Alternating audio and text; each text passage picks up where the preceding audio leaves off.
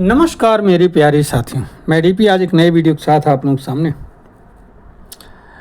पिछले एक माह से ईरान, यूएसए एंड इजराइल का जो वार है वो चल रहा है।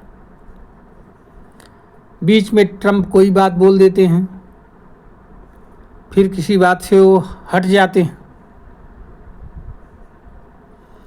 कुल मिलाकर के बहुत ही झोल झाल चल रहा है सिस्टम, और युद्ध किस दिशा में जा रहा है इस बात को इजराइल तो क्लियर है, लेकिन यूएसए नहीं समझ पा रहा है, अर्थात ट्रंप नहीं समझ पा रहे हैं। या हो सकता है ट्रंप समझते हुए भी न समझने का बहाना कर रहे हैं। एक महीने के दौरान कुछ महत्वपूर्ण बात हुई इसमें, और उसी को मैं रखने के लिए आपके सामने हूं। कौन कौन से पॉइंट्स हो सकते हैं? तो पहला पॉइंट तो इसमें हमें यही समझ में आता है कि ये जो लड़ाई है ट्रंप की सोच से बाहर जा रही है। ट्रंप ने ऐसी कल्पना भी नहीं किया था कि लड़ाई इस तरह से अभी तक चलती रहेगी, एक महीने तक चलती रहेगी। हालांकि उस समय कहा जरूर गया था ट्रंप के द्वारा कि 4 हफ्ते तक मैं मान रहा हूं, लेकिन ये तो लड़ाई 4 हफ्ते के बाद भी खत्म होने का नाम नहीं ले रही है। टॉप लीडरशिप ईरान की खत्म हो चुकी है, लेकिन इसके बावजूद ये लड़ाई रुक नहीं रही है। जितने एंटी यूएस या एंटी इजरायली लोग थे उन सबको खत्म कर दिया गया है, लेकिन लड़ाई ईरान अभी तक कमज़ोर भी नहीं पड़ा है। यूएसए ने ये कहा था कि वो तो अभी लेटेस्ट बयान है उसके, ट्रंप के, कि मैंने उसकी क्या कहते हैं एयरफोर्स की पावर पूरी ख़त्म कर दिया है ईरान की, और नेवल पावर को ख़त्म कर दिया है। न तो नेवल पावर ख़त्म हुआ है, न एयरफोर्स की पावर कम हुई। आए दिन मिसाइल, अभी कल ही एक दाग दिया तो इन्हीं के कुछ विमान सऊदी अरब में जो खड़े थे प्रिंस कौन से एयरपोर्ट पर, वहाँ पर एक अवाक्स विमान सिस्टम, ईंधन भरने वाले 2-3 और 10 कुछ सैनिक भी मारे गए हैं इनके। कितने मारे गए हैं? कुछ 10 कह रहे हैं, कुछ 3 कह रहे हैं, ऐसे बातें आ रही हैं फिलहाल जो सही हो, लेकिन नुकसान पहुँचा दिए। और अब इधर एक नई चीज़ थी जिसको ईरान भी पहले नहीं जानता रहा होगा, हो सकता है, स्ट्रेट ऑफ हॉर्मुज। अगर आप स्ट्रेट ऑफ हॉर्मुज का नक्शा देखो तो एक वी के शेप में है, और इसमें 3 किलोमीटर का ऐसा एरिया है जहां से होकर के बड़ी शिप्स जा सकती हैं। वो एरिया एक तरफ ईरान है इसमें स्ट्रेट ऑफ हॉर्मुज के, और दूसरी तरफ ओमान है। लेकिन चूंकि गहरा वाला पानी ईरान के क्षेत्र में आता है, इसलिए ईरान इस पर अपना कब्जा ठोकता है।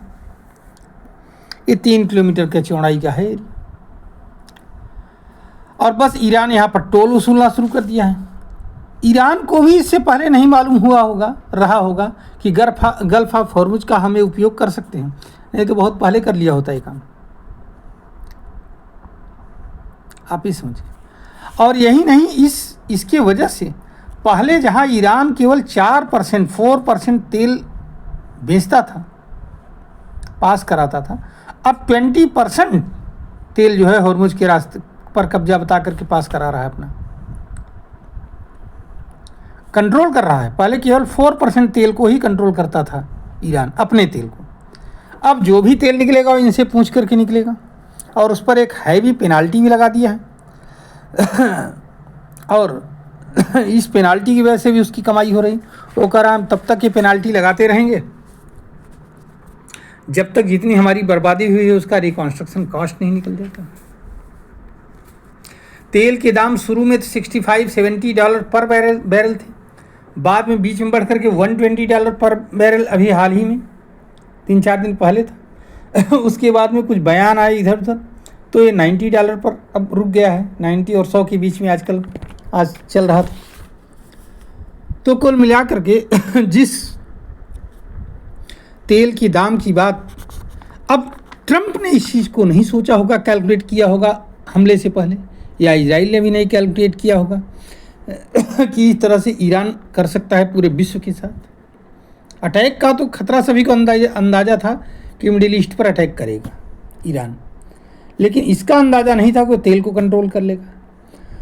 और जब तेल रुक जाएगा तो सारा गेम रुक जाएगा, पूरे विश्व में एनर्जी की त्राही त्राही हो जाएगी। अब समझ में आ रहा है। तो अब बहुत अगर समझ में आ भी रहा है तो अब कुछ कर नहीं सकते क्योंकि आपने जब एक बार उकसा दिया है तो उकसा दिया है। $500 बिलियन का करीब नुकसान हो चुका है। स्टॉक मार्केट भी कोलैप्स कर रहा है। स्टॉक मार्केट में तो पूरे दुनिया की में 5 to 6 ट्रिलियन डॉलर का नुकसान हो चुका है। और जितना जो है, अब इसका अंदाज़ा इससे लगाओ कि इंडिया की पूरी इकोनॉमी से ज़्यादा का लॉस स्टॉक मार्केट में हो चुका है। तेल के दाम तो जैसा मैंने बताया वो बढ़ ही रहा है। और इधर ईरान ने हॉर्मुज को घेर रखा है, उधर हिजबुल्ला भी एक्टिव हो गया है, अपने बिल से बाहर निकल आया है, कोशिश कर रहा है। और तो और हाउथी भी अपने बिल से बाहर निकल आए। वो कह रहे हैं हम रेड सी और मेडिटेरेनियन सी के बीच में जो कौन सा है एक स्थान जगह है, वहाँ पर हम, जहाँ पहले यमन पहले भी वहाँ पर बमबारी करता रहा है, हाउथी विद्रोही वहाँ पर अपने मिसाइल और ड्रोन दागते रहे। अगर ये एरिया भी चोक कर जाता है स्वेज कैनाल वाला, तब मुश्किल और बढ़ जाएगी।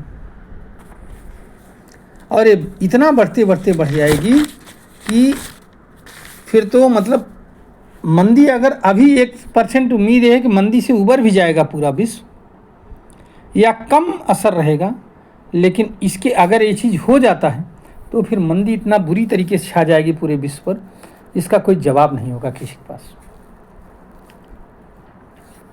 और फिर तो इसका रास्ता कुछ निकलने से रहा। 15 पॉइंट जो समझौता दे रहा है यूएसए, आप लोग देख रहे हो लगातार, उस 15 पॉइंट समझौते में ऐसा लग रहा है जैसे वो ईरान को गुलाम बनाने जा रहा है। आप लोगों ने अगर देखा हो 15 पॉइंट समझौता, तो उसमें अरे कुछ ईरान के भी तो मतलब की बात करो, लेकिन नहीं। और ईरान ने भी मिडिल ईस्ट से कह दिया है कि अगर आप अमेरिका को पनाह दोगे तो अंजाम बुरा होगा। कुल मिलाकर के अब इस वार के एंड गेम का पता नहीं है। और उधर मौज कौन काट रहा है? पुतिन, रूस। हाँ, यूक्रेन पर लगातार अटैक कर रहा है, अपना तेल भी धड़ल्ले से बेच रहा। अभी तक जो रूस को अलाउड नहीं था तेल बेचना, वो रूस को अलाउ कर दिया गया है। अब पूरा विश्व उससे ले रहा है धीरे धीरे। और तो और ईरान को भी कह दिया गया है, अमेरिका ने कहा कि भाई ठीक है तुम भी तेल बेच लो, थोड़ा सा एनर्जी संकट कम हो। ईरान कह रहा हम बेचेंगे तो, लेकिन आपके कहने से नहीं, अपनी मर्जी से। तो कुल मिलाकर के बस यही कहा जा सकता है कि इस वार के अभी तो फिलहाल एंड गेम नज़र नहीं आ रहा है, क्योंकि जिस तरह से दो मजबूत, अभी तक अमेरिका ईरान को ऐसे ही समझता था, कैलकुलेशन उसकी थोड़ी सी कमज़ोर थी, अभी भी कमज़ोर है, कमज़ोर थी नहीं कमज़ोर है।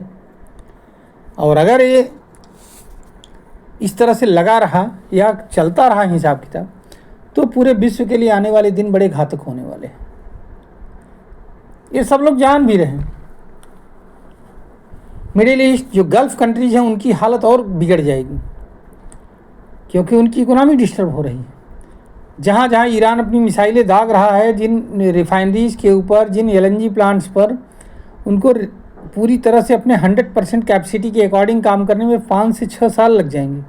इतना नुकसान कर दिया है। कहीं डिसैलिनेशन प्लांट पर अगर हमला कर दिया ईरान ने तो और मुश्किल हो जाएगी। उधर खाना पीना आना बंद है। मैंने अपने इससे पहले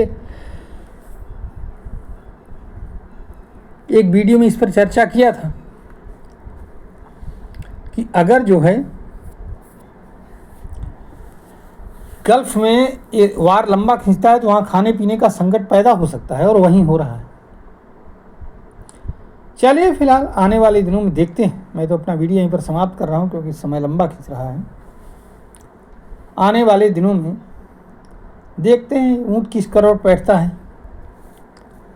क्या ट्रंप अपनी हरकत से बाज आते हैं, इजराइल मान जाता है, ईरान समझ जाता है तो ठीक है, नहीं तो फिर देखा जाएगा। सब लोग झेलेंगे। आने वाले दिन हम लोगों के लिए बहुत क्रिटिकल, बहुत आसान नहीं रहने वाले रहेंगे। धन्यवाद, नमस्कार, जय हिंद, जय भारत, वंदे मातरम।